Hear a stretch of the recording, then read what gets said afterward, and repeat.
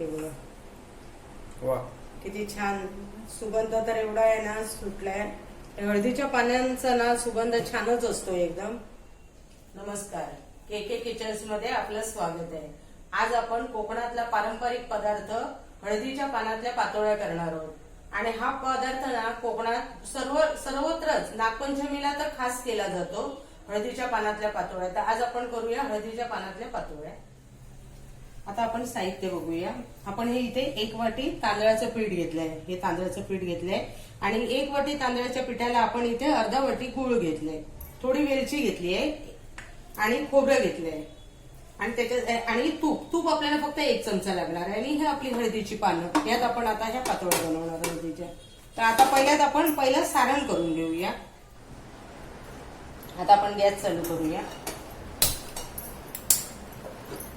आणि याच्यात थोडं आपण जरासं तूप टाकूया, थोडंसं, अगदी जरासं टाकते मी तूप.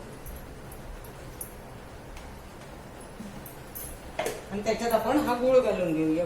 गूळ वितळवून घेऊया. गूळ काळा दिसतो ना तुम्हाला, ऑर्गॅनिक गूळ आहे त्यामुळे तो काळा वाटतो. आता गूळ वितळत आलाय. आता मी ह्याच्यात हे खोबरं घालते. मी ह्यात एक खोबरं घालते.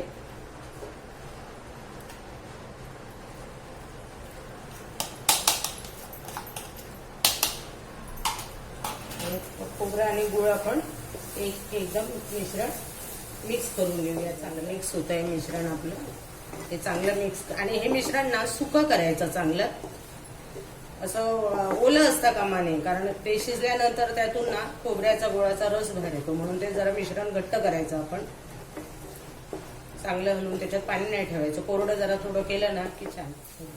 जरा सुकायला पाहिजे ते. मग आपण त्याच्यात वेलची पावडर टाकणार आहोत. आणि हे कधी मिश्रण ना हे असं हे करताना ना, गुळ चून करताना हे नाही करायचं, स्टीलच्या भांड्यात नाही ठेवायचं. एकतर हे असं निर्लेपचं भांडं वापरायचं किंवा अॅल्युमिनियमच्या भांड्यातलं हे करायचं. स्टीलच्या भांड्यात ना खाली लागतं ते, आणि खाली लागलं, जळालं ना तर ते चव त्याची बिघडते. आता हे आपलं मिश्रण बघा कोरडं होतंय आता चांगलं. आता आपण वेलची पूड टाकणार आहोत. आणि तुम्हाला हवं ना तर तुम्ही ड्रायफ्रुट्स पण टाकू शकता. बघा तुम्हाला आवाज येत असेल ना, भांड्याला खाली सरसर असा सुकलंय बघा चांगलं मिश्रण आपलं. आपण हे पीठ हे करायला पाणी ठेवूया ह्याच्यात.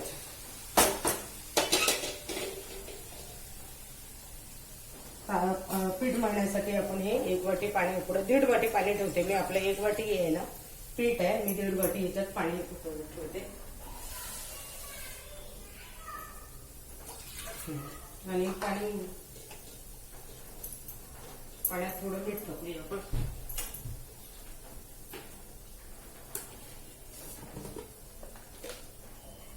पाण्यात थोडं मीठ टाकते मी चवीसाठी.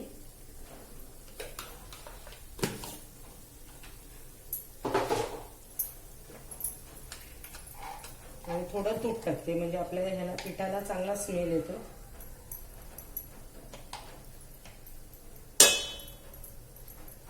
बस, पाणी जरा उकळू द्या. पाणी बघा चांगलं उकळलंय आणि आपण याच्यात तूप टाकले, ते मेल्ट झाले.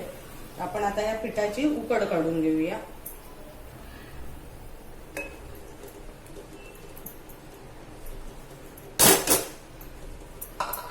आपण या पिठाची चांगली उकड काढूया थोडी. आता 2-5 मिनिटासाठी हे असं मंद गॅसवर झाकून ठेवते.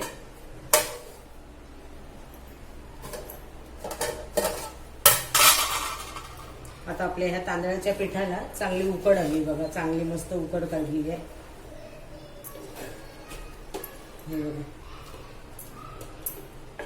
आणि असंच मी गॅस बंद करते आणि 2 मिनिट असंच वाफेवर झाकण लावून ठेवते. आणि मग नंतर मग थोडंसं कोमट झालं ना पीठ की आपण थंड पाण्याचा हात लावून हे पीठ मळून घेऊया. आता मी गॅस बंद करते. आता कसं स्मूथ झालं पीठ आपलं, गरम आहे तरी अजून ते, म्हणून थोडंसं हात लावायचा पाण्याला आणि मळायचं. पण मळलं ना छान की पीठ बघा कसं झालंय.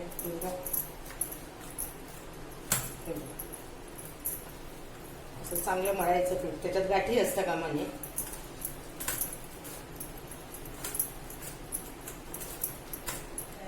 आता आपण एका बाजूला पाणी ठेवूया आणि मी तुम्हाला पातोळ्याची हळदीची पानं दाखवते. ही बघा हळदीची पानं, ही बघा अशी असतात हळदीची पानं ही. आणि ही मी आता स्वच्छ धुवून आणि पुसून घेतली ही बघा. आणि ही आता आपण काय करायची आहे, ह्याचं एक पुढचं टोक नाही घ्यायचं इथे. हे बघा, हे आपण हे कट करून टाकूया. हे असं कट करायचं. आणि हा देठाकडचा आहे, तो देठाकडचा भाग थोडा कटिंग करून घ्यायचा आपण. हा बघा, हे आपण टाकायचे नाही, हे ठेवलेत बघा मी. आणि हे जे पान आहे ना हे हळदीचं, ह्याचे आपण इथून आता 2 भाग करणार आहोत. ह्याच्या 2 भाग करायचे. हे बघा, आता अशा प्रकारे ह्याची पानाचे सगळे असे भाग करून घेते. हे 2-2 भाग करून घेते याचे. आपण गॅस चालू करूया, पाणी गरम करत ठेवूया, कारण आपल्याला ह्या चाळणीवर आपल्याला हे पानं ठेवायची आहेत.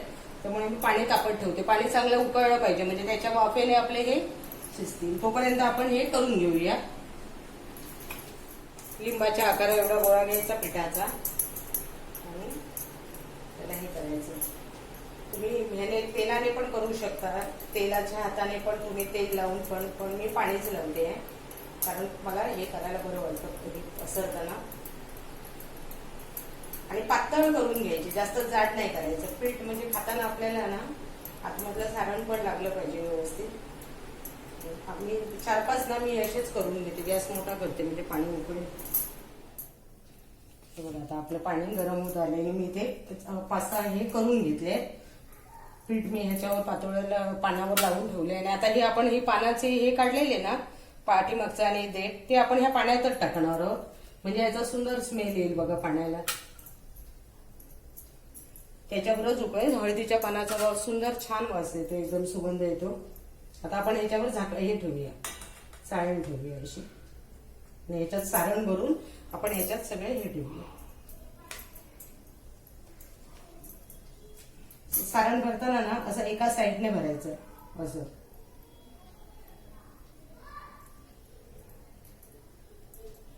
असं एका बाजूला भरलं म्हणजे कसं तुम्हाला ते पान उचलताना हे असं उचलून एक बाजू उचलून आपल्याला त्याच्यावर दाबायची आहे अशी. आणि हातात घेऊन तुम्ही प्रेस करायचं, म्हणजे हे चिकटतं असं.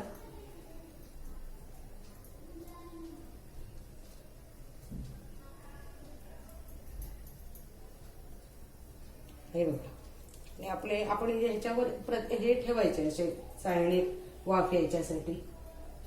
एक 10-15 मिनिटं आपण ठेवले की नाही की व्यवस्थित अगदी. आणि शिजल्याच्या नंतर हे पान वर होणार.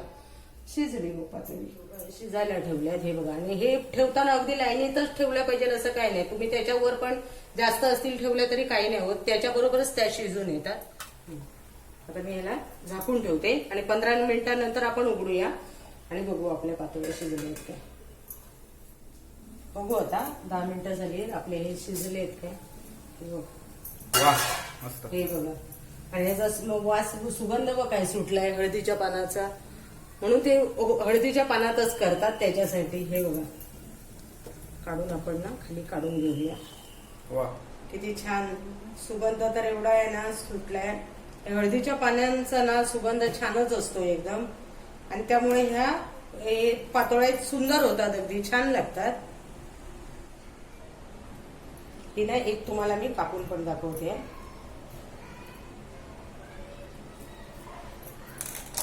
आणि हे जेव्हा आपण खातो ना तेव्हाच हे वरचं पान काढायचं, नाही तर पान तसंच ठेवायचं. हे बघा आतमध्ये सारण बघा कसं आहे.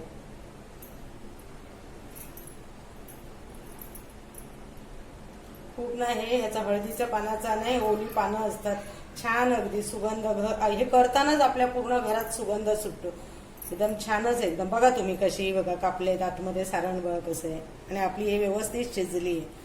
ही आता आपण ही पानं काढून नाही ठेवायची. जेव्हा आपण खायला बसतो ना तेव्हाच पानं काढायची. बघा तुम्हाला माझी आजची रेसिपी कशी वाटली ती. कोकणातल्या पारंपरिक तुम्हाला मी पातोळ्या दाखवल्या. आणि तुम्हाला आवडल्या असेल ना तर तुम्ही नक्की करा त्या. आणि तुम्हाला कशा वाटल्या हे आम्हाला सांगा तुम्ही कमेंटमध्ये. आणि आमच्या चॅनलला तुम्हाला जर आमची रेसिपी आवडली तर आमच्या चॅनलला लाईक करा, शेअर करा आणि सबस्क्राईब करा.